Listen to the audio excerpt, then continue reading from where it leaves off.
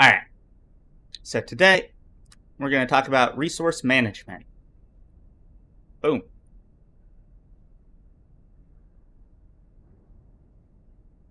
I think how I want to start this. I guess we'll just start at the beginning.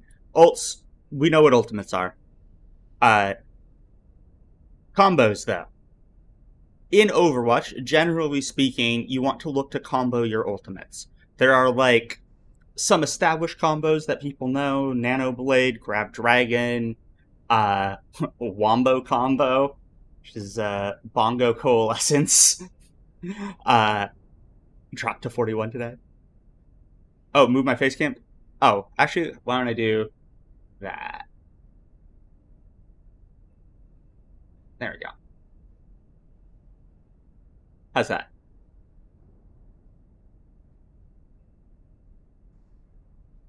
Anyway, yeah, I always forget about the face cam. Whoops. It's a good lesson was on Notepad. Yeah, it's super professional. Uh, but the idea behind comboing your ultimates is you are looking to win very decisively and quickly. You don't want the enemy team to have the opportunity to clutch it back. You don't want to just barely win. You want to smash them so there is no question that you just won that fight. And you want to do that without having to dump too many ultimates, but usually if you use two ultimates at the same time and combine them in some way that is good, you can do that. Even if you don't have an established combo, you should still think about how you can combine the ultimates your team does have. You can get weirdly creative. I've combined Primal D.Va Bomb before. Knock people out from cover. They all explode. It's actually really good if you can get the positioning and, get in there and get the timing right. Trying to think of if there's any other, weird ones off the top of my head that I've made work. I mean, Beat Blade, I've done. It's not ideal, but, then Genji lives through his blade. Also, Beat Barrage, because then Pharah lives through Barrage. If you think the Barrage is going to be huge, if she lives, then you hit that. That can be fine. You get the idea. You want to try to combine them, hit them at the same time, and win with overwhelming force. If you don't have a combo, if you only have the one ultimate, you probably want to hold it till you have a combo, or you want to be real certain that you are about to get one or two picks with it. You're going to get some sort of man advantage with that ultimate, in which case you can usually win with a single ult if you get a single pick and don't die for it. Anyway, none. CDs, short for cooldowns. We know what cooldowns are. Anything that you can activate and then you have to wait some period of time to refresh before you can activate it again. Speed boost or amp it up. Zarya bubbles, that sort of thing. You want to think about the enemy's cooldowns, what they have, and then think about which of those you care about. Which do you need to track? Which apply to you as a hero? So, if you're playing Ana, you probably want to track the enemy Zarya bubbles because they can cleanse nade. If you're playing Rein, you probably want to check to see if the enemy Lucio, or track the enemy Lucio's amp, because that's going to determine how close you can play, or whether or not they're going to be able to amp into you, or whether you can determine the speed of the fight, yeah? Determine whether or not the engagement happens. Stacking. Same idea as, comboing ults, but you're comboing cooldowns. You're looking to stack multiple cooldowns to kill things. Just like comboing ultimates is a really good way to kill several people on the enemy team and decisively win a fight, stacking cooldowns is a really good way to definitively kill at least one person. So, one of the more famous combos is using Orisa Halt into damage-boosted Dynamite with Ana Nade. That's like a whole bunch of dead squishies if it lands. Yeah. Uh, Trying to think what other.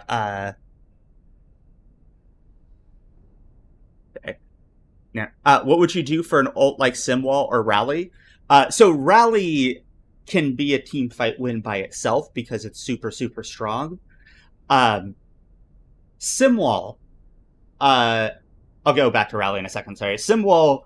I would combo if I could ultimates that you're likely to die through, but now you have a sim wall cutting you off from the rest of the enemy team, so they can't do shit about it. So, High Noon, maybe you can get off, like, a huge High Noon that they can't escape from, and live through it, live long enough to get it done, because there's a sim wall, sort of thing. Or, Hell Barrage again, that sort of thing. Take a break from Overwatch? Alright, Freak Show, take care. And then Rally, I've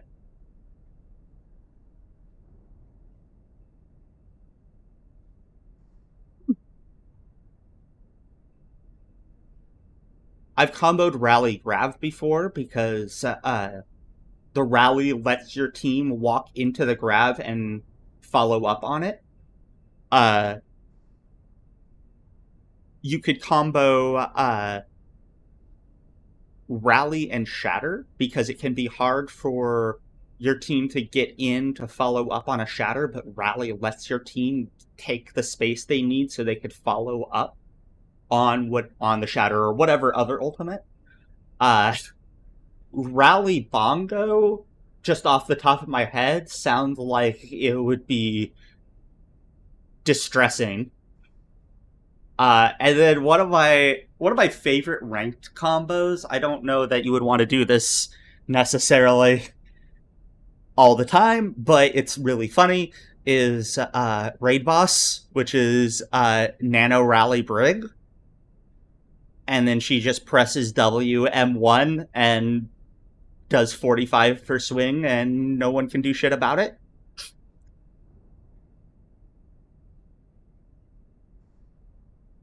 The IRL. Yeah. Anyway. I skipped over passives here. Passives would be things that aren't on cooldown, but that you might want to still keep track of. If you're a Lucio, you probably are aware of the fact, aware of Rein's passive ability that makes it harder to boop him. Yeah? If you're looking to control a high ground with some sort of boop ability, Lucio, D.Va, Brig, whatever, but they have a passive wall climb ability like Hanzo, Genji, it's going to be real hard to do that. You knock them down, they just come right back up again. Oh, thanks so much for the Prime sub, Circled. Oh, yay.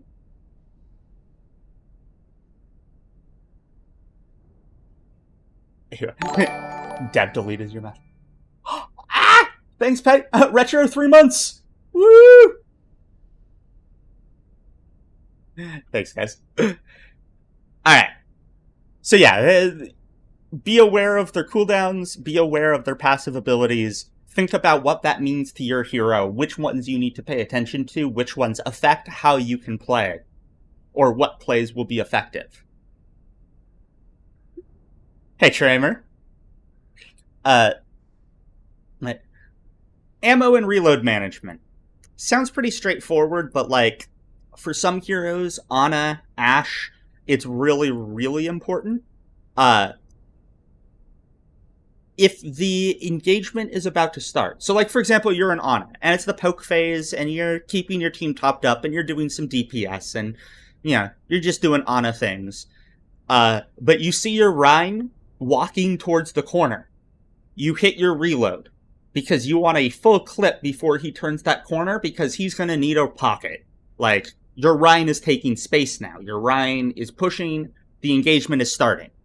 And you need to be ready for that, so you need to be looking ahead so you can reload in advance and not have your 2-second Ana reload just as your Rein turns the corner and dies. Uh, Huge bad habit I see in the lower ranks, super common. Reloading too often. Reloading when you still have ammo in your clip, in the poke phase especially. If you have a target, keep shooting. If you don't have a target but will acquire a target sooner than your reload animation will finish, don't reload, just keep shooting. Empty your clip. And then another part of reload management. Don't reload in open space. You peek to fire, and it should be a hard habit to duck behind cover as you reload. Yeah? There's no reason to still be standing out there where you can see the enemy while you're reloading. You just look at them while they shoot you. Shields. Another important resource to manage. Shields got thinner. Things that break shields got stronger. Shields in this game are not for just soaking up random spam damage. They'll break. Even if you are a tank with a shield, Reinhardt, Orisa, Sigma, Monkey, even though Monkey Bubble plays different, but I digress. You still want to be playing around corners and natural cover. You don't want to be taking damage you don't have to take, and you don't want your shields taking damage they don't have to take. You're going to need them. You want to have as much shield as you can for as long as you can, so that when you need to block damage, it's there. You didn't just waste it all just to walk in and then have nothing. Oh. Hey, Tremor. Yeah, I see you. We can do that. So, shield management kind of goes into spam and poke. The other side of that. If you see a shield, shoot it. It used to be that shooting shields was wasting time for a lot of heroes in a lot of situations. Because it would take too long to break them, and then they would just have another one out anyway. It's not true anymore. If everyone left-clicks a shield, unless it's a Rein shield, it blows up. Rein shield, everyone on your team has to left-click it twice. Maybe 3 times. And then it blows up. Like, it doesn't take time at all to completely erase barriers in this game, because they're so thin and the things that break them are so strong now. Shoot the damn shields. If you have a better target, by all means kill a squishy. By all means chunk down a tank and make them back off. There's other things that are more important than shooting shields, but lower elos especially, but even in like mid and high tier, people see a shield and they take that opportunity to reload. They take that opportunity to reposition. They take that opportunity to do anything at all except shoot it. Shoot it! You can be repositioning while shooting it. You can be doing whatever while shooting it. But put some fire into the goddamn shield and it won't be there anymore. And then you guys have a huge advantage. Which is why you gotta be real careful managing your shields. But watch an Owl game, watch a Contenders game, and look how much fire is going down the choke at all times. Look how long barriers last. Barriers evaporating like that is accessible to you right now because I don't care what your mechanics are, you can't miss a barrier. You're gonna shoot the barrier if you shoot the barrier. You won't miss, it's fine. So, blow them up. Alright, I'm gonna get off that high horse. And then finally, cycles. Cycles is, or the idea of cycling is, so it's different with cooldowns and with ultimates. With cooldowns, it could be, for example, a double bubble cycle. Monkey leaps. Zarya bubbles the monkey. Monkey uses his bubble. Monkey leaps out. You wait for those cooldowns. Monkey leaps in, Zarya bubbles him, Monkey bubbles, Monkey leaps out. Rinse, repeat, rinse, repeat until Monkey has Primal, Zarya has High Charge, Ana's built ult off of all the damage Monkey's been taking, or, like one of these cycles got you a big enough advantage. Like, you got a pick, you got out enough cooldowns and got them low enough that you could just engage, or whatever. You're cycling until you get the advantage that will let you win. You're not engaging, though, like hard engaging. You're not committing to the fight until you have that advantage. You're not just jumping in and going, and this is the fight now. It's kind of like how Dive does the poke phase, is by cycling these cooldowns.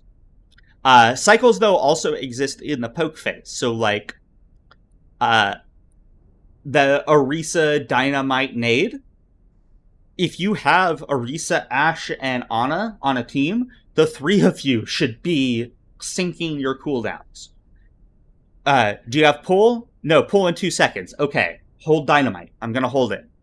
You got pull, you got nade? Okay, let's go, pull. Orisa pulls, you throw Dynamite, Ana throws nade, shit blows up. Or, it doesn't. Sometimes, you're not gonna land the combo every single time you do it. You go for the combo, D.Va eats it. Unlucky. So then you wait. You wait 12 seconds until Ana has nade again, because that's the longest cooldown. Orisa, I forget Orisa's pull cooldown. I think she could get another pull in there for something else while you're waiting on nade. But anyway, you get all 3 cooldowns back.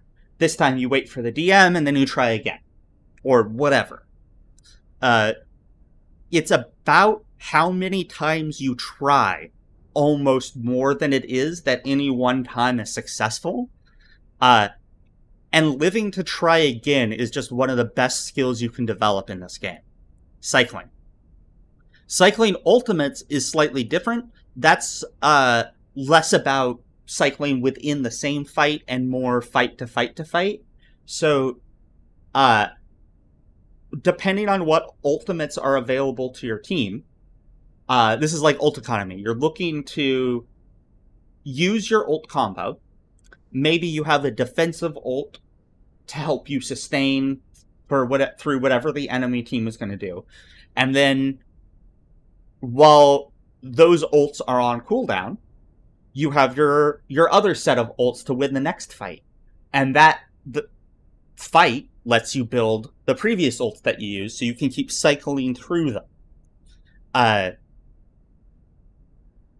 In super high elo, you'll sometimes see somebody throw away an ult, like obviously throw it away. The fight is already completely won or completely lost, whatever, and they're not swapping heroes.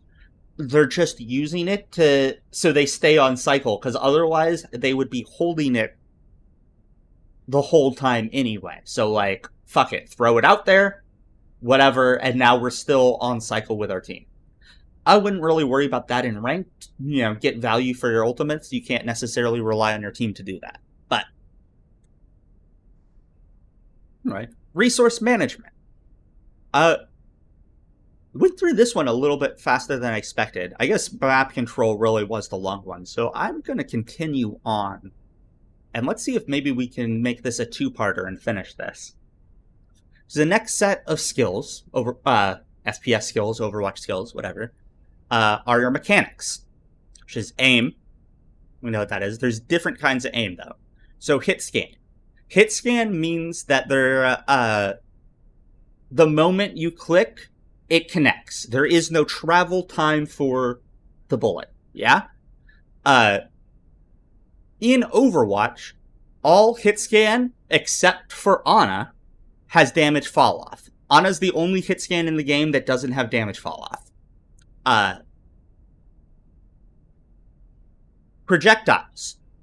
Projectiles in the game do not have damage fall off. Every projectile in the game does full damage if it lands, however far away it lands.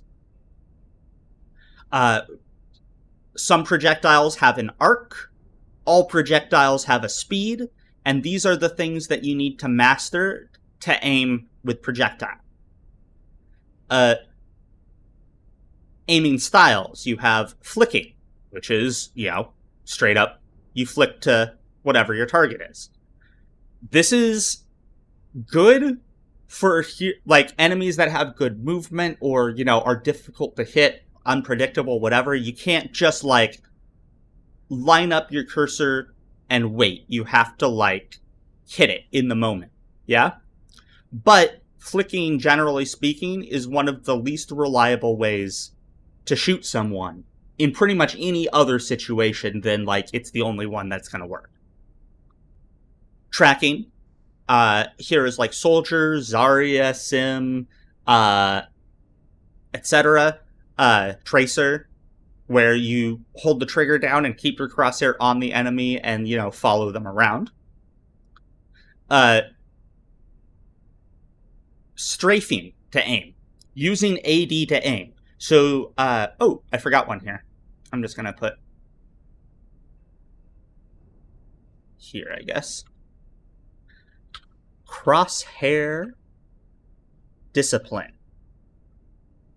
Straight up aiming at head height in places where you expect the enemy to peek. So your crosshair is just already at least close to, if not on top of, where it needs to be for you to hit the trigger. Watch high-ranking, like, aiming players, aim heroes, and look how little aiming they actually do. Like, their crosshair is just where it needs to be. The mouse movement is very minimal, almost the whole time. It's a very, very good skill to have. It just makes your shots easier. So if you have good crosshair discipline, and you're aiming at head height, your heroes strafe AD at a consistent speed. So strafing AD to line up the shot can be a really reliable way to not have to move your mouse at all and just hit it. Yeah? And then predicting, also known as pre-firing, is good for projectiles, especially if the speed is slow or you're far away. You don't lead the shots like you would with a typical projectile, where you're like shooting ahead of them, shooting based on their speed. You think about where they're going, and then you shoot where they're going.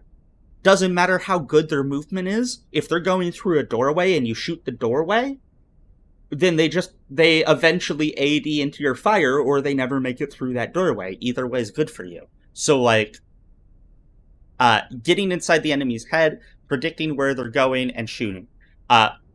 Learning this concept dramatically improved my accuracy on Lucio. Slow projectile, fires in a burst, so he's kind of this combo of tracking projectile, like it's very difficult. But if you just pre-fire, if you get in their heads and know where they're going to go, I get so many picks this way. Movement.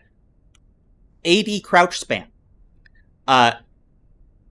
Different heroes in this game have different sized and shaped hitboxes that move in different ways. So the patterns for ADing are different, and whether or not you should crouch on a hero or not while you're ADing is different. Ana crouching is good. Lucio crouching is bad. His head doesn't really move very much at all, and it just, like, slows him down. But, like, yeah. So, there are some third-person game modes that people have made that are really good for practicing your movement. So, like, you can see your hero, and then practice your AD, and then just, like, look at what's difficult to hit. I'm doing it, like, as I'm talking. Paradiddles isn't an FPS concept. This is from music. This is a thing from, like, drumming, tapping, a bunch of other things. So, basic paradiddle. Left, right, left, left, right, left, right, right. And it turns out, paradiddles are a really good way to have random, unpredictable movement. They break people's brains. Eventually they'll catch on to what's going on. So like you may want to randomize it from there even further. But yeah, I do paradiddles. ADAADD or ADAADADD ADAADADD. Yeah.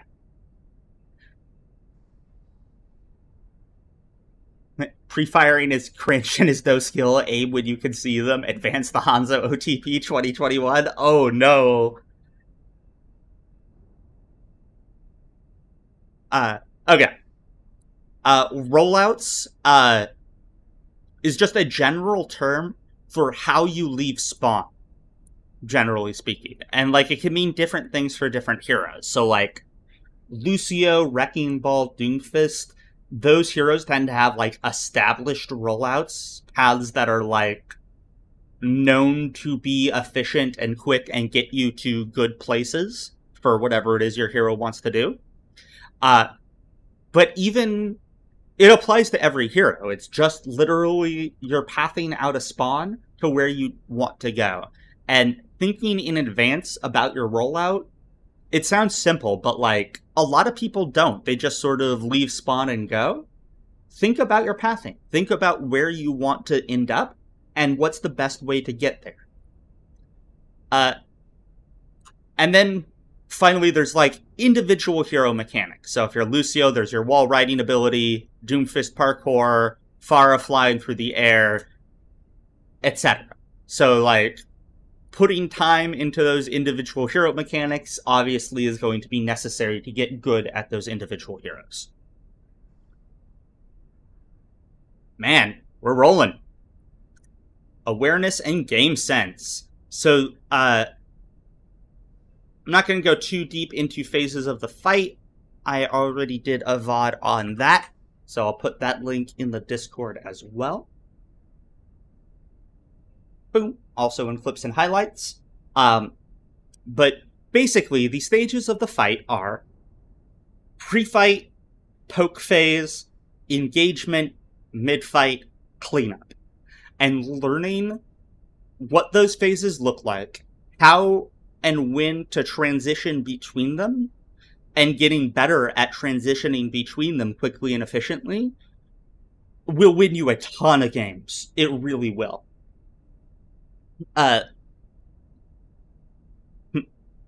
Swear every bronze player would be gold if they paid attention to the enemy team. Why is Roadhog there? Because he walked his slow, loud ass over there, that's why. Anyway. Triggers. Triggers are what the things that tell you when to transition from one phase to the other, or when to like use a certain ability. So Ana, a trigger might be seeing both Zarya bubbles. That's your trigger to throw your nade because you know it can't be cleansed. Yeah? Your team gets a pick. That might be a trigger to engage. Even better.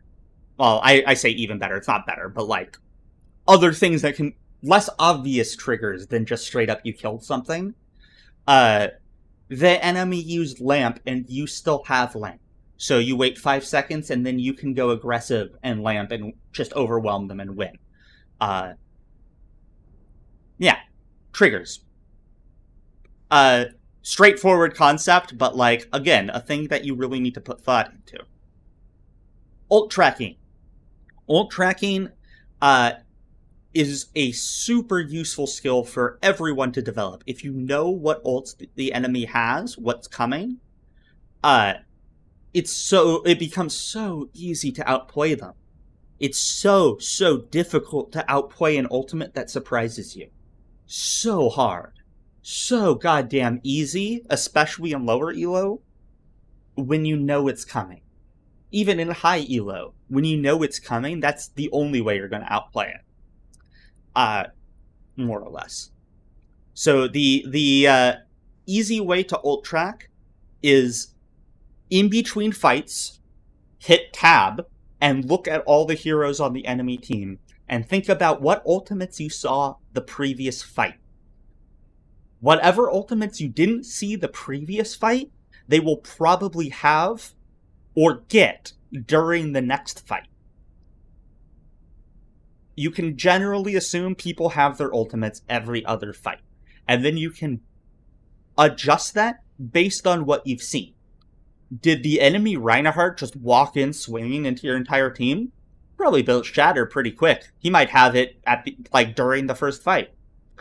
Their Lucio got picked off early twice in a row. He doesn't have beat yet. You can do an ult that beat would otherwise counter. Yeah? Prediction and predictability. This is kind of game sense in a nutshell, but again, at the start of the game, while you're loading in, look at every hero your team has picked and think about how people play those heroes at your rank. What are they going to do? Where are they going to be? How are they going to play? And how can you help them or make good off of what you expect them to do? Then, once the game starts and you see what the enemy is playing, you do the same thing again. Actually think about each hero on the enemy team. How do they like to play? Where will they go? What will they do? And then, what can I do to outplay them? What can I do to fuck it up or just not be there? Or whatever. However I need to outplay it. Eventually, you get fast at this. Eventually, you don't have to think about it. You just see the heroes and you know.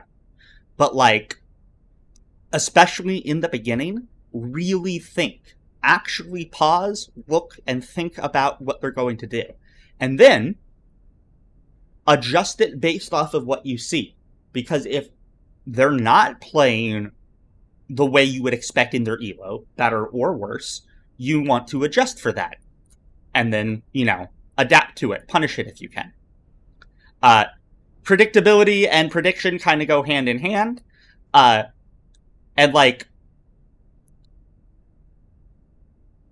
If you're watching the enemy team and how they're playing, and whether or not you know if they have the ult, if you see their playstyle change very suddenly, it is probably because they're about to ult or follow up on someone else's ult. Zarya suddenly hard W's into you, she's about to grab you. Rein suddenly W's, or, Reaper is suddenly hard inting into your team. They're ulting, yeah? If you know that ult is coming, then, catching this stuff out becomes even easier and even faster. And then finally, it's map knowledge, and this is just, time in. This is an experience thing. Go into, you can literally just go into custom games and go map to map to map and explore the entire map. Every little nook and cranny and side path and high ground and flank, and just know everything about the maps. Because map knowledge goes hand in hand with map control, which is at the top of this list for a reason. If you don't know the map, it's really hard to control it effectively. And if the enemy team knows the map better than you, they can exploit that and take the map from you. And then finally, the final factor in Overwatch / team-based FPS games is luck. Sometimes shit happens. You can't control everything. But if you are controlling all of these, if every single one of these concepts is in your head, and you know how to do all of this effectively for your hero and with the heroes on your team and against the heroes on the enemy team, luck should barely be a factor at all. It'll still sometimes be a factor, shit happens, but it should be minimal. The vast majority of this game is 100% within your control. Yeah?